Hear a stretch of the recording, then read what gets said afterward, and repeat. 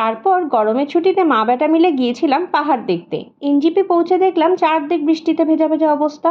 ও হ্যাঁ, এনজিপি পৌঁছানোর আগের গল্পটাই তো বলা হলো না। সে এক নাটকীয় ব্যাপার। 30শে মে রাস্তার চারদিকে ইলেকশন মিটিং মিছিল পেরিয়ে ট্রেন ছাড়ার ঠিক 3 মিনিট আগে আমরা ট্রেনে উঠেছিলাম।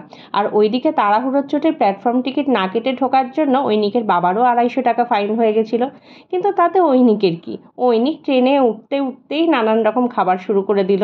তারপর নিজের ট্যাব, এসি কোচ, সাথে মা, ব্যাস ঐনিকের আর কিছু না হলেও চলবে। এনজিপি পৌঁছে গরম গরম চা খেয়ে একটু ফ্রেশ হয়ে আমরা রওনা দিলাম চটকপুরের উদ্দেশ্যে।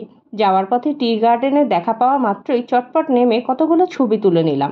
তারপর গাড়ি করে যেতে যেতে রাস্তার এক জায়গায় গাড়ি থামিয়ে টুক করে একটু ব্রেকফাস্ট সেরে নিলাম।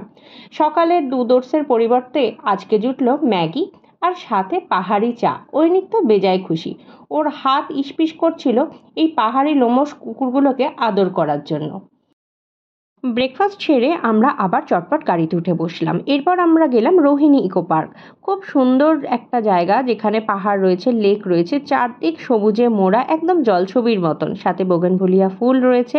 এখানে এসে আমার এত ফ্রেশ লাগছিল, মনে হচ্ছিল ঘুরতে আসার টাকা বোধহয় এখানেই উসুল হয়ে গেছে। আর এই যে লেকটা দেখছো পিছনে, এতে ছিল অজস্র ছোট ছোট মাছ। আমার তো খুব ইচ্ছে ছিল বোটিং করার, কিন্তু কোনো লোক ছিল না বলে সেটাও করতে পারলাম না। সারা রাতের জার্নি, পাহাড়ে ওঠার জার্নি যেন এক নিমেষেই চলে গেল কোথায়। আমি চুপ করে বসে রেস্ট নিচ্ছিলাম, ঐনিক আমার ছবি তুলে দিচ্ছিল আর এই দিক ছোটাছুটি করছিল। ও তো দারুণ মজা করেছে, আমিও করেছি। এরপর আমরা এখানে বেশ কিছুটা সময় কাটানোর পর চলে গেলাম আবার গাড়িতে। গাড়ি আবার চলতে থাকলো চটকপুরের উদ্দেশ্যে। ক্রমশ উপরের দিকে উঠছিলাম, বেশ ঠান্ডা লাগছিল। এইবার আমরা চলে এলাম কার্শিয়াং ভিউ পয়েন্টে। ওফ, এখান থেকে ভিউ কি যে বলি, দুর্দান্ত। তোমরা যারা দেখেছো একবার তারা জানো, পুরো যেন মনে হচ্ছিল হাতে আঁকা। ভ্যালিটা উপর থেকে দেখতে খুব সুন্দর লাগছিল। মেঘ ভেসে বেড়াচ্ছিল পায়ের তলা দিয়ে। মানে এই দৃশ্য আর ভোলার নয়। আমার ক্যামেরার লেন্স যদিও সেইভাবে ধরতে পারেনি পুরো দৃশ্যটা, তবুও যতটা চেষ্টা করেছি তোমাদের দেখিয়েছি। যাত্রাপথে দেখা পেয়ে গেলাম টয় ট্রেনের, তবে চড়ার সৌভাগ্য এবারও হলো না। এদিকে পাহাড় তো মিনিটে মিনিটে তার রূপ বদল করছে। এই দেখলাম রোদ ঝলমলে রাস্তা, তো হঠাৎ করে কোথা থেকে একদল সাদা মেঘ এসে পুরো রাস্তা একেবারে ধোঁয়া ধোঁয়া করে দিল। আর এই ঠান্ডা মেঘ যখন মুখে চোখে এসে লাগছিল তখন দুর্দান্ত লাগছিল। এটা না বলে বোঝানো যাবে না, যারা গেছো তারাই জানো এই অনুভূতিটা কীরকম। রাস্তার দুধারে দাঁড়িয়ে রয়েছে সারি দিয়ে পাইন গাছ, আসলে এটা পাইন বন। গল্প করতে করতেই কখন যেন ঢুকে গেলাম জঙ্গলের রাস্তায়। গভীর জঙ্গলের মাঝখান দিয়ে সরু রাস্তা চলে গিয়েছে। এই জঙ্গলে লিওপার্ডদের আধিক্য নাকি ভয়ানক। এছাড়াও রয়েছে রেড পান্ডা, বুনো শুয়োর। তবে আমরা কিন্তু এসবের কিছু দেখা পাইনি। আমরা দেখা পেয়েছিলাম গুটিখানেক লোমশ কুকুর, বাঁদর আর হ্যাঁ, 2-1টা হরিণের। তবে শুনেছি যেখানে হরিণ থাকে লিওপার্ড ডেফিনেটলি সেখানে থাকবেই। তবে ড্রাইভারের মুখে লিওপার্ডের যা সব গল্প শুনলাম তাতে মনে করলাম জানলার কাজটা তুলে দেওয়াই শ্রেয়।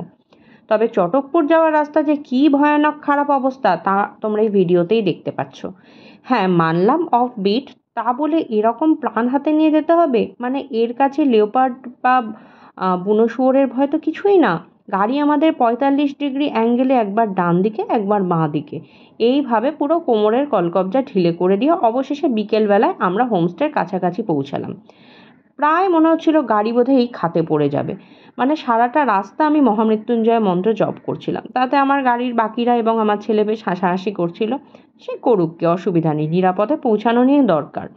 হোমস্টের কাছে এসে রাস্তাটা এতটাই বাজে ছিল যে আমাদের ড্রাইভার দাদা আর আমাদেরকে নিয়ে যাওয়ার সাহস পেল না। উনি আমাদেরকে বললেন যে গাড়ি থেকে নেমে যেতে। উনি লাগেজগুলো নিয়ে আমাদের হোমস্টে অবধি চলে গেলেন এবং বাকি রাস্তাটুকু আমরা ট্রেক করেই গেছিলাম। এবং রাস্তা এতটাই বাজে ছিল, কিন্তু আমার ঐনিকের এতে কোনোই তফাৎ হলো না। ঐনিক কীরকম তরতর করে হেঁটে চলে গেল, আর আমার তো হাঁটুই বলে দিচ্ছে আর বড়জোর 2 বছরই আমি হয়তো এইভাবে পাহাড় ঘুরতে পারবো। আমাদের মা ছেলের এই ঘুরতে যাওয়ার গল্প যদি তোমাদের ভালো লাগে জানিও, তাহলে নিশ্চয়ই পরের পার্টটা শোনাবো।